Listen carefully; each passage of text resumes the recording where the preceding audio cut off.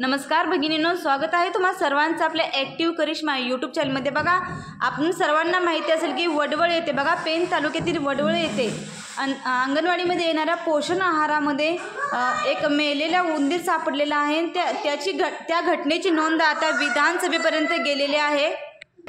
तर बघा, विधानसभेत अंगणवाडी सेविकांचा विषय निघताच आदिती तटकरे मॅडम यांनी अंगणवाडी सेविकेबद्दल काय म्हटल्या हे तर आपण जाणून घेणार आहोत। तर विधानसभा अध्यक्षांनी राहुल नार्वेकर यांनी अंगणवाडी मुलांच्या पोषण आहाराबद्दल काय व्यवस्था करावी, कशा पद्धतीने त्यांना पोषण आहार पुरवठा करावा या संबंधित खूप महत्त्वपूर्ण अपडेट दिलेले आहे। त्यामुळे तुम्ही हा व्हिडिओ शेवटपर्यंत पहा। तर आता आपण जाणून घेऊया की विधानसभेमध्ये नक्की जे पोषण आहाराचा विषय निघालेला आहे त्या पोषण आहाराच्या विषयामध्ये नक्की काय घडलं आणि अंगणवाडी सेविकांबद्दल महिला व बालविकास मंत्री आदिती तटकरे मॅडम या काय म्हणाले हे जाणून घेऊया।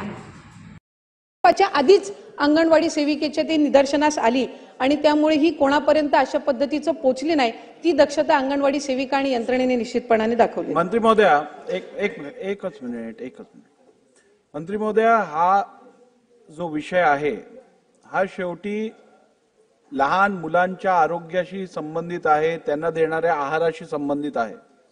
वारंवार प्रत्येक वर्षी कुठे ना कुठे अशी घटना आपल्याला आढळून येते। आपण जेव्हा असे कॉन्ट्रॅक्ट्स देतो फूड सप्लाईजचे, त्यावेळेला आपण ब्रँडेड एखाद्या कंपनीला न देता हे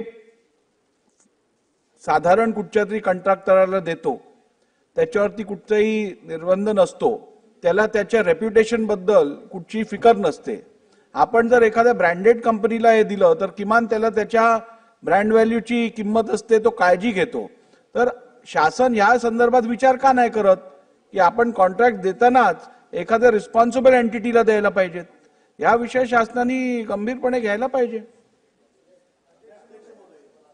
हे खरं आहे की त्या पॅकेटामध्ये अवशेष होते, तो उंदीर घुस काय ते असेल तो आपण घुसला होता स्वतःहून की मी आता इच्छेनं पॅकेटमध्ये जातो असं म्हटलं होतं काय उंदरांनी घुसीनी?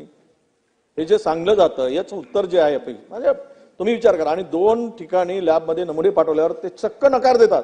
या दोन्ही लॅब कोणाच्या? महाराष्ट्र शासनाच्या। अशी कशी हिंमत होते त्यांची? म्हणजे याच्यात काय समजायचं? दोन्ही लॅबनी नकार देणं याच्या मागचा उद्देश काय? मग ते लॅब कार्यवाहीस पात्र आहेत का? सरकार त्यांच्यावर कारवाई करेल का? कारण शासनाच्या लॅब आहे। असे नमुने न तपासता आम्ही स्वीकारू शकत नाही, आम्हाला मान्य नाही, आम्ही करू शकत नाही वगैरे कसं म्हणू शकतात? आणि तुमच्याकडे काही पर्याय तर नाहीच आहेत ना। या 2 लॅब, मुंबईची आणि पुण्याची लॅब सोडली तर तिसरा पर्याय नाही। म्हणून माननीय अध्यक्ष महोदय, आपण जे म्हणालात की अत्यंत गंभीर असा विषय आहे, आरोग्याशी संबंधित आहे, लहान बालकांच्या आरोग्याशी संबंधित विषय आहे की यावर जे अवशेष सापडले खरं आहे तुम्हाला सांगतो। आणि त्याचे फोटो पण आहेत त्या पॅकेटमध्ये पाठवून, ते फोटो व्हायरल पण झाले। ते उंदरासारख्या प्राण्यांचेच फोटो आहेत। म्हणून मला आता मी काय उत्तर आपल्याकडून अपेक्षित आहे? म्हणजे असं विचाराल तुम्ही, मला एकच उत्तर अपेक्षित आहे की ह्या लॅबमध्ये न तपासणाऱ्या लॅबवर कारवाई करणार का? पहिला प्रश्न, त्यांनी का नकार दिला याचं उत्तर आम्हाला पाहिजे। दुसरा प्रश्न असा की हे जे आपण इतर पाकिट खाण्यायोग्य आहेत, पण हे जे पाकिट आहे, ज्या पॉकेटमध्ये हे अवशेष सापडलेत, त्या पॉकेटमधला जोपर्यंत रिपोर्ट येत नाही तोपर्यंत खाण्याचं योग्य आहे की नाही हे कळणार नाही। म्हणून याची तपासणी आपण करणार का? तिसरा महत्वाचा प्रश्न की याला जबाबदार कोणाला धरणार? पुरवठादाराला धरणार, अंगणवाडी सेविकेला धरणार, वाटप करणाऱ्या, की गावातल्या सरपंचाला वगैरे कोणाला बळी देणार? कोणावर जबाबदारी फिक्स करणार? असा प्रकार होत असेल तर हा गंभीर विषय आहे। त्यामुळे स्पेसिफिक मला उत्तर असं आहे की तुम्ही जबाबदारी कोणावर निश्चित केली काय? कारण प्रश्न टाकून आता 6 महिना होतो, आतापर्यंत व्हायला पाहिजे। ते उत्तर अपेक्षित असतं आम्हाला, 1 महिन्याच्या पूर्वी आम्ही टाकतो। त्यामुळे तुम्ही कारवाई कोणावर फिक्स केली का, की किती दिवसात करणार आहात? हा मला याचं उत्तर आम्हाला अपेक्षित। माननीय अध्यक्ष महोदय, आपण त्या ठिकाणी सूचना केल्यानुसार खरं तर जी काही टेंडरची प्रक्रिया आहे ही सर्व जे लीगल ऑप्शन्स आहेत आणि त्या ठिकाणी ज्या काही त्या संदर्भातले निकष आणि नियम दिलेले आहेत त्याला अनुसरूनच आणि उच्च न्यायालय आणि सर्वोच्च न्यायालयाच्या ज्या काही या प्रक्रियेच्या संदर्भातल्या सूचना आहेत त्या सूचना सर्व धरूनच ही टेंडर प्रक्रिया जी ती केली जाते. पण आपण सूचित केल्याप्रमाणे त्या संदर्भामध्ये सुद्धा आम्ही विभागाच्या माध्यमातून खरं तर उच्चस्तरीय समिती याचे सर्व निकष आणि नियम हे ठरवत असतात. पण तरी सुद्धा आपण या ठिकाणी सूचित केल्याप्रमाणे विभागाच्या वतीने आम्ही उच्चस्तरीय समितीपुढेही या संदर्भातल्या आपल्या सूचनेनुसार प्रस्ताव हा ठेवू. त्याचबरोबर सन्माननीय सदस्य महोदयांनी या ठिकाणी वडेट्टीवार साहेबांनी जे या ठिकाणी या संबंधित वडखळच्या अंगणवाडीच्या संदर्भामध्ये झालेल्या ज्या काही घटनेच्या बद्दलच्या सूचना दिलेल्या आहेत. खरं तर लॅबला सर्वप्रथम तर ज्या दिवशी ही घटना झाली त्यावेळेला 28 तारखेलाच आम्ही संबंधित जे सॅम्पल आहे ते त्या ठिकाणी लॅबमध्ये पाठवलं आणि ते एकच पाकिट नाही तर त्या बॅचमध्ये जितकी पाकिटं ही उपलब्ध करून देण्यात आलेली होती ही सगळी त्या ठिकाणी आम्ही तपासणीसाठी पाठवून त्या सगळ्या पाकिटांमध्ये काही आढळलं नाही. हा रिपोर्ट ज्या वेळेला लॅबकडून प्राप्त झाला त्याच वेळेला याच्या संदर्भातला प्राथमिक अहवाल जो आहे तो त्या ठिकाणी तयार करण्यात आलेला आहे. पण ही जी संबंधित घटना झालेली आहे आपण म्हटल्याप्रमाणे याच्यामध्ये कोणी ना कोणी दोषी हे निश्चितपणाने आहे. त्यामुळे त्या संदर्भातली एक स्वतंत्र समिती ही आम्ही नेमून त्या संदर्भातलं जे दोषी पुरवठाधारक असेल तर त्यावरती योग्य ती कारवाई आहे ती त्या ठिकाणी केली जाईल. जर या व्यतिरिक्त कोणी त्या ठिकाणी त्यामध्ये दोषी असेल तर त्यावर सुद्धा निश्चितपणाने योग्य ती कारवाई आहे ती त्या ठिकाणी केली जाईल.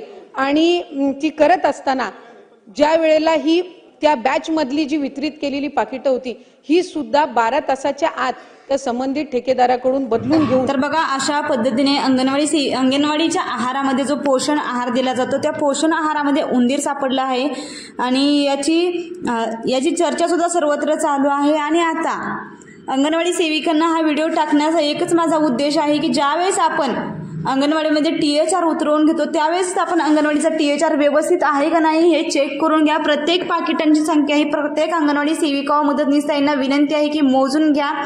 त्या पाकिटावर डेट किती आहे म्हणजेच की दिनांक किती आहे हे चेक करून घ्या.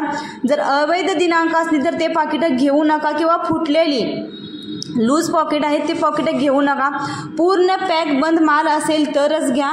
कारण की अशा पद्धतीने या घटना वारंवार घडत आहेत. त्यामुळे याच्यावर आपली पूर्णपणे जिम्मेदारी आहे. पोषण आहार वाटप करणे ही अंगणवाडी सेविकांना दिलेली एक महत्त्वपूर्ण जिम्मेदारी आहे. आणि या पोषण आहारामध्ये अशा पद्धतीने वारंवार घटना होत आहेत. त्यामुळे अंगणवाडी सेविका यांना एकच विनंती आहे की आहार घेताना व्यवस्थित पोषण आहार घेताना व्यवस्थित उतरवून घ्या.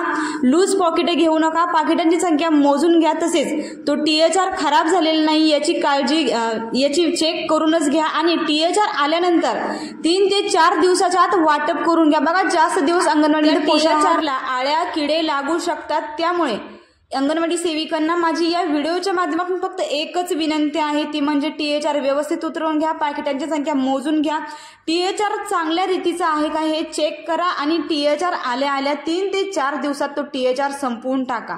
व्हिडिओ हा खूप महत्त्वपूर्ण आहे. जास्तीत जास्त अंगणवाडी ताईंना शेअर करा. धन्यवाद.